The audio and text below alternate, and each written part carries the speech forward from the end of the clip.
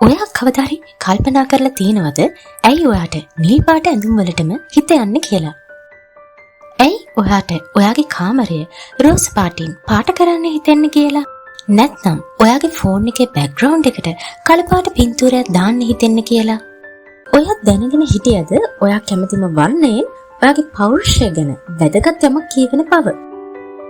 ඔව්, මනෝවිද්‍යාවට අනුව ඔයා කැමතිම වර්ණයෙන් ඔයා කවුද? ඔයා කැමතිම දේවල් මොනවද? සරලවම කිව්වොත් ඔයා මොන වගේ පුද්ගලයෙක්ද කියලා ඔයා කැමතිම වර්ණයෙන් ඔයා ගැන පැහැදිලි වෙනවා. හරියට රතු පැහැය ඇඩ්‍රිනලින් උත්තේජනය කරනවා. ඒ වගේම නිල් පැහැය ඔයාගේ ස්නායු පද්ධතිය සංසුන් කරනවා.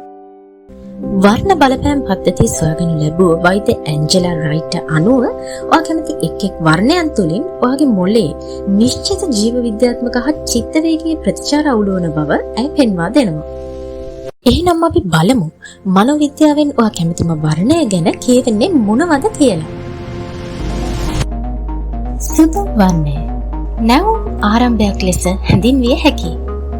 සුදු පාට පවිත්‍රතාවය, සරලත්වය සහ නව ආරම්භයක් ගැන ඇති ආශාව නියෝජනය කරනවා. ඒ බොහෝ විට සරලත්වයේ මූලික කරගත් මානසික පැහැදිලිත්වය සමග සම්බන්ධ වෙනවා. සුදු පාටට ආදරය කරන අය බොහෝ විට සම්පූර්ණත්වයට ඉතාමත් අවධානය දෙන පුද්ගලයන්. නැත්නම් ඔවුන්ගේ ජීවිතය නව අර්ථයකට ගෙන එමින්, නැවත ගොඩනගමින් හෝ නැවත නිර්වචනය කරමින් සිටින අවස්ථාවක සිටිනවා විය හැකියි. කහ වර්ණය ඩොපමින් සංඥාවලට බලපාන වර්ණය. කහ වර්ණය මොළයේ නියුරෝන් සෛලවලට බලපාන වර්ණය. කහ වර්ණයට සිත ඇදෙන බොහෝ අය නිර්මාණශීලී සහ සුබවාදී අදහස් වලින් පිරුණු අයයි. නමුත් බොහෝ විට පැහැදිලි කිරීමට අපහසු, නමුත් සිත ඇති නොසන්සුන් හා කනස්සල්ලට පත්වන අයයි. තැමිලි වර්ණය ඔයා විවිධ දේවලට සම්බන්ධ වීමට කැමැත්තක් තියෙන කෙනෙක්. ඒ වගේම ඉක්මනින්ම මනෝසන්තාපයට ලක්විය හැකි පුද්ගලයෙක්. තැමිලි වර්ණය උණුසුම, සමාජශීලී බව සහ ශක්තිය ප්‍රකාශ කරනවා. ඔය තැමිලි වර්ණයට කැමති කෙනෙක් නම් සාමාන්‍යයෙන් ඔයාට මිනිසුන් සමග එකට ඉන්න, කතා බහ කරන්න සහ සමාජ පරිසරයන් තුළ සතුටින් ක්‍රියා කරන්න පුළුවන්.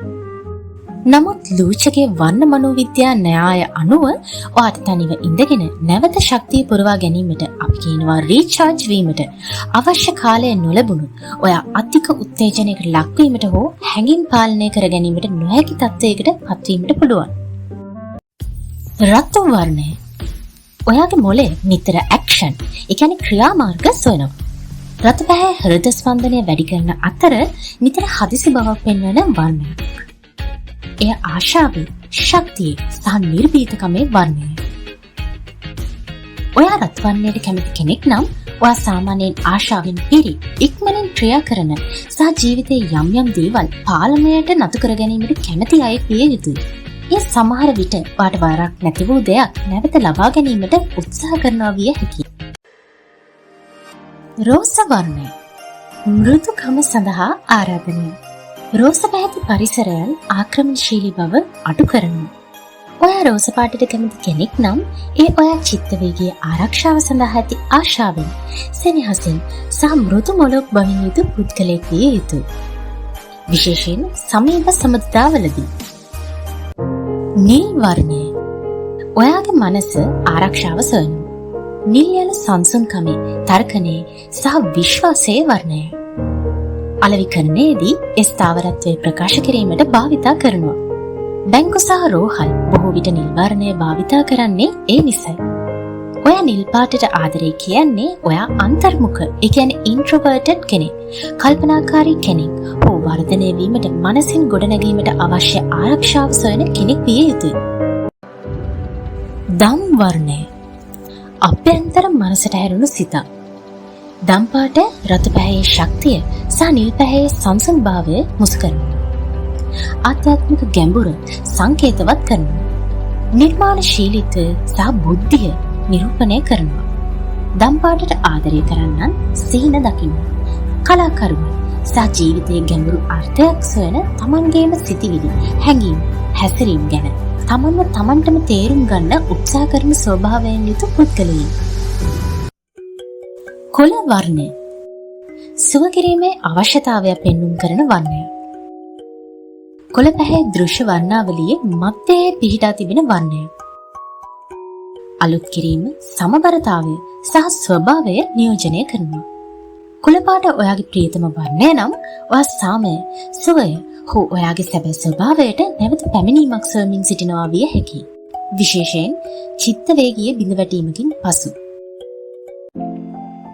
දුඹුරු වර්ණය.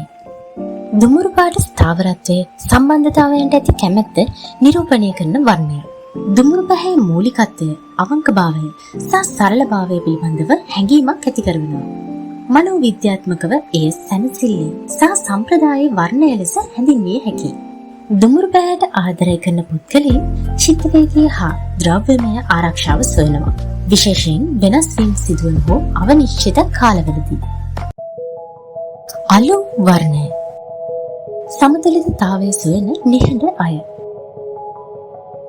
අලු පැහැයෙන් අලංකාරය, චිත්තවේගීය බුද්ධිය සහ මානසික පැහැදිලිකම මූර්තිමත් කරනවා. ඒ නවෝත්පාදනය සහ පරාවර්තක චින්තනයද නියෝජනය කරනවා. ඔයා අලු පාටට කැමති නම් සංකීර්ණ හා අනපේක්ෂිත පරිසරයන් වල සැරිසැරීමේදී සමගිය සහ සංසුන්භාවය අපේක්ෂා කරන කෙනෙක් විය යුතුයි. කළු වර්ණය. පෞද්ගලිකත්වයේ සීමාවක්.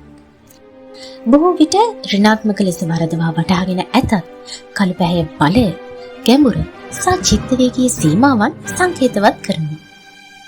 ඔයා කළු පැහැයට ආදරය කරන කෙනෙක් නම් ඒ ඔයා ස්වයං ආරක්ෂණ අවධියක සිටින නිසා හෝ අන් අයට චිත්තවේගීව ඇතුළු වීමට ඉඩ දීමට තවමත් සූදානම් නැති නිසා විය හැකියි.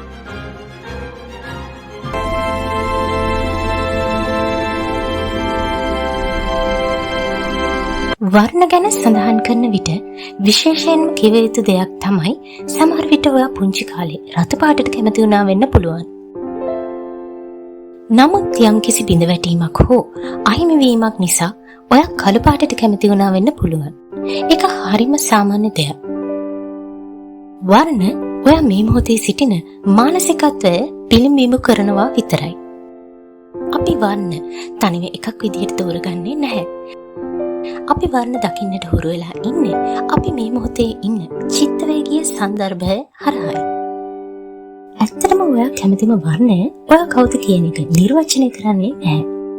ඔයා කැමති වෙන වර්ණය ඔයාව ගැඹුරින් තේරුම් ගන්නටත් ඔයාගේ චිත්තවේගීය අවශ්‍යතාවයන් හරියටම මොන වගේ වෙන්න පුළුවන්ද? ඔයා ඔයාව රැක බලාගන්නේ කොහොමද කියන එක පමණක් හංගවන ඔයාව සැලකිල්ලෙන් බලා ගැනීමට උපකාරී වෙන පුංචි ඉඟියක් විතරක් වෙන්න පුළුවන්. මනෝවිද්‍යාව කියන්නේ නිකම්ම පෙළපොතක් නෙමෙයි.